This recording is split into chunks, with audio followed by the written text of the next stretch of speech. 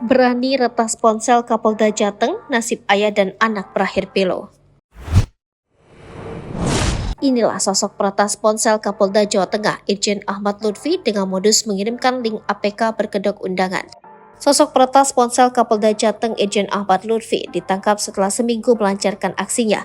Ternyata, sosok peretas ini adalah ayah dan anak yang ditangkap di kawasan Tulung Selapan, Ogan Komering Ilir pada Minggu 30 Juli 2023 pagi. Dilakukan jajaran Polda Jatim dibantu Polda Sumsel.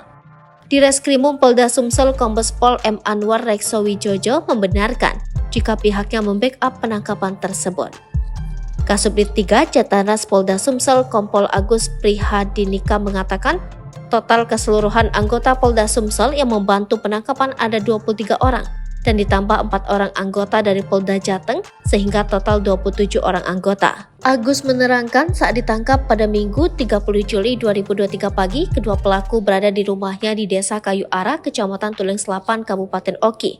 Dia menambahkan modus kedua pelaku yang salah satunya berinisial RN, yakni dengan memberikan undangan APK kepada WhatsApp Kapolda Jateng. Sebelumnya di Reskrimsus Polda Jawa Tengah, Kombes Dwi Subagio membenarkan bahwa ponsel milik Kapolda Jateng Irjen Ahmad Lutfi diretas oleh seseorang.